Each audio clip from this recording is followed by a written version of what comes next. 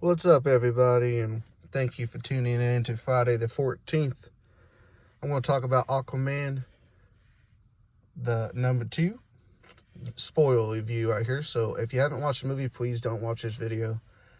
So, to start it off, and again, there will be spoilers. So, start it off. The only downside to this movie that I saw was the reshoots, because you could tell when there was reshoots because of the shitty CGI. And then the very last scene, you could tell that they did a little CGI on Patrick Wilson's face because it looked a little weird. But he played Ocean Master. Other than that, and Amber Turd, of course, because she just ruined the whole movie for me every time I saw her come on screen. And I don't think she's a bad actress. I just think she's a terrible person. So anybody that messes up Johnny Depp's career over lies just can't be that nice of a person. Just saying. I mean, it's different if he was guilty, but he wasn't. So, back to the movie. No politics. Back to the movie. So, movie started off with pretty funny opening scene. I mean, he made a few jokes throughout the movie, which I thought landed very well. You meet him, he tells you he finally has a job, has a son, and just kind of talks about his life leading up to that moment, that his favorite thing is, of course, battling and fighting. He hates the politics of being king. Then you meet his son, his dad, his mom, and his wife, Amber Turd, who plays Mara. You find out that Voku died between the movies, which sucks because I love the actor who plays Voku. I love the character too. He was funny and entertaining and made it pretty clever. Then you move on to you meet Black Manta, and you find out he still wants revenge. He's looking to fix his suit. And then it goes on to him finding the Black Trident, which I thought was a very, very cool story aspect to the movie. It gave it kind of a dark horror feel, which was awesome to me. I love horror movies, so the horror feel, which you can only expect it from Wan's filmmaking. I mean, he made pretty much all the Conjurings. He made Insidiouses. So, Wan can make some horror movies. So, that was a great, awesome experience there, too. Then you find out that he using the Black Trident is causing kind of like the oceans to heat up, so it's causing like a plague for the sea creatures and killing them off. That's the same thing killed Voku off in the last in between movies. So the Black Trident kind of just makes like a green mist that poisons the oceans and heats everything up. So that affects a lot of stuff. And then you go on to learn that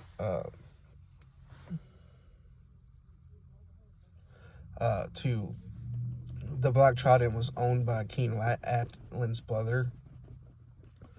So he wants to be freed. So to free him, you need the blood of Atlan's family, which would be either Ocean Master, Arthur, or Arthur's son, come to find out. So that was a big storyline for it. You also get to see Patrick Wilson again. He gets broken out. I mean, when he's in prison, he looks like he's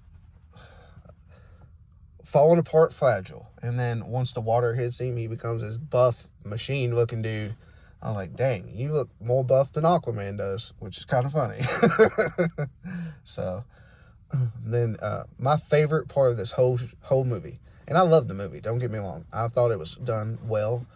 All the stuff I heard made me not look forward to the movie, and then when I got there, I loved the movie. So don't always believe what you hear online. It was a good movie. It's a good final movie to the DCEU. But the best part of the whole movie was the brother aspect between Arthur and Ocean Master. I loved the brother aspect. They had funny jokes, clever one-liners, nice insults that brothers do with each other. Me and my brother do it all the time. So I loved that aspect of the movie. It was amazing to me. So that made the movie for me completely. And then you see them also learn to respect each other, and towards the end, Ocean Master tells Arthur that he can be King and they will follow him, just be himself. The fight scenes were amazing, especially underwater. It was almost as good as the fight scenes in number 1. Not as good, but almost as good. So that pretty much explains the whole movie, except for the ending. The ending is kind of like... The ending sucked to me. I'll just say it. When they finally get to the ending and they free King Atlan's brother, I can't say his name, it was like a 5-second fight. Not even 5 seconds, maybe 2 seconds. Arthur throws his trident and it destroys the black trident and it kills him. It was not as climactic as it should have been. I mean, it should have been a great, awesome looking fight, because that monster bad guy looked awesome. But it wasn't. It was kind of a disappointment, and I was pretty mad about that. But overall, I would give the action scenes a 3.5 out of 5. 3.5 out of 5. The horror aspect of it, I'll probably give a 1.5, because it was horror. Comedy and drama, I put those two together, I would give a 4.5, because I thought comedy and the drama aspect of it hit very, very, very well. Very well.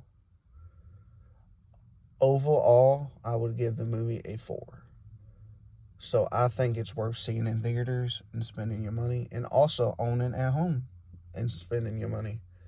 Because I'd say it, I'm a small channel and I work for a living, so I do videos on the side. I don't have money to blow just to blow, but I think it's worth it. So thank y'all for tuning in. I hope you enjoy the video. Please subscribe, help support me. This is an awesome hobby of mine that I love doing. Even if I never get a big channel, I love doing this. So thank you for tuning in. Don't watch movies alone. Peace out.